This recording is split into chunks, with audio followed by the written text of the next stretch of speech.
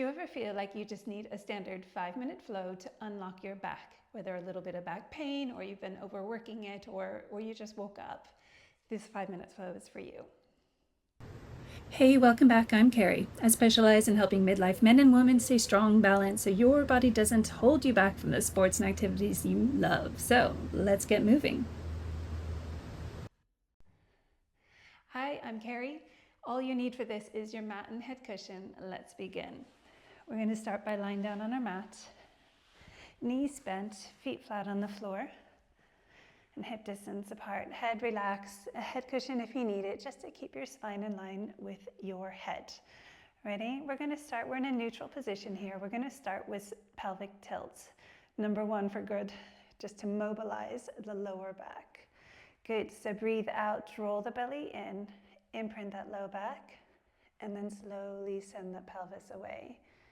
Be very gentle. If you want to go into a little pelvic extension, listen to your back. Coming into a spine curl. You're going to imprint your low back, start to press through those feet, keep the inner thighs active. Breath in there. As you breathe out, send your knees over your toes. Come on down, tuck that pelvis so you sequentially roll through the entire spine back into neutral. And again, breathing out.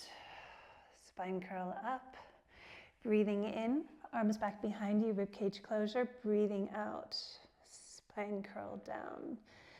One more of those. Breathing out for the spine to come up. Nice.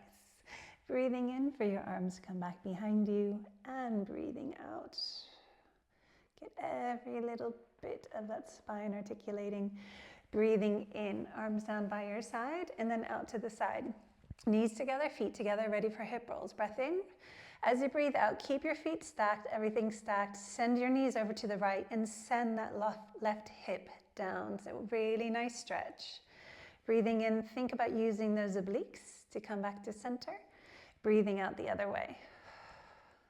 I love these. I do these a couple times a day, every day, because they feel so good.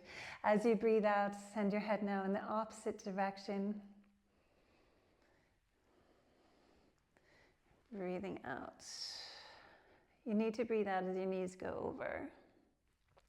Breathing into center because you can't inflate your lungs and then try to rotate them. And then from there, you can either roll up if you are in advanced Pilates, or nod your chin towards the chest to come up, or just roll over onto the side. And you're going to come into your 4-point kneeling. In this position, your hands are underneath shoulder, knees are underneath your hips. We're starting with tail wags. So sending your hips side to side. So I'm really lengthening my hips, my tailbone away from me, finding that length in the spine. Once you're even with your tail wags, come into center. Make sure the shoulders are back and engaged, head in line with the spine. And tail tuck. So just start by drawing the belly in, just tuck that pelvis under. Particularly if your low back is sticky, you need to take this really slow and always be careful, never force it. One more tail tuck. Good. And now we're going to come into a full cat. In Pilates, it's a tail tuck, so starting with flexion of the lower spine to work its way through the spine, then you drop your head.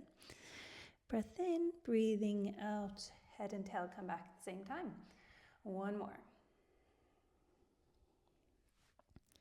Breath in, breathing out. Good. You're going to do 3 tricep dips. So for triceps dips, you keep the lower back curve just as it is, so that's neutral. You hinge from the elbows and the hips only. Don't sit back. 2 more of these.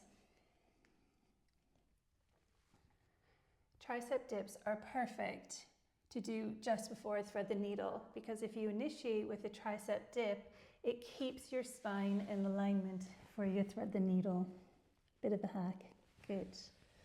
And thread the needle feels glorious, so you have the rotation without the restriction of the mat. Let's do 1 more on each side. So initiate with a tricep dip, rotating under. That hand is in line with the spine, so don't be aiming here, then you're just going to flex your spine. Good. Oh, I had a nice crack there. I don't know if you heard it. It was glorious. And then down cat, send your arms away from you. Listen to your body. And then coming into a shoulder extension, upper spine extension. From there, bend your elbows, have your knees wide, sit back onto your heels. Take a nice breath in there. As you breathe out, this will release the lower spine. Just find your thoracic breath. Take a moment there. Good. One more thoracic breath.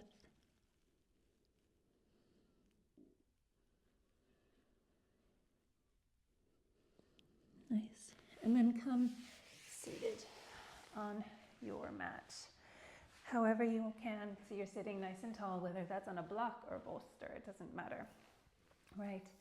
Sitting side reach, so lateral flexion. So coming on over, really anchoring that opposite down, hip down as you go over. Good. Lengthen through the crown of the head as you come up. Other side. I could do these all day long as well. They're glorious.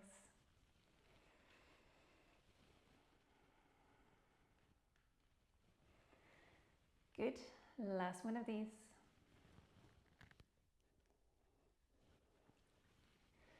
Sitting nice and tall, start with your head. We're going to waist twist. So make sure that those ribs are connected, right? Listen to your body.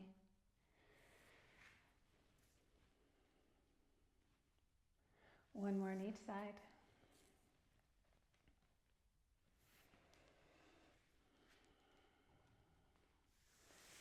Good. And then sitting extension. So sitting nice and tall, draw that belly in. You're going to draw the shoulders back, and then you're going to look up and gently send your heart up towards the ceiling and come into neutral. We're only doing the upper spine in a nice safe position. Pull, pull, pull. So you should feel that extension in the upper spine. Coming into neutral. And let's finish with one of my favorites, butterfly stretch. Shoulders are down and engaged, hands are behind your low back. Just send your elbows forward. Lift the scapula or shoulder blades off. Feels amazing. Then draw the shoulders down, send those elbows back, opens up the front of the body. Come into neutral and roll those shoulders back.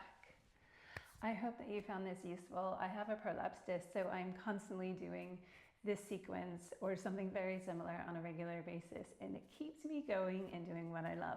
Hope you enjoyed. Let me know. See you later. Bye.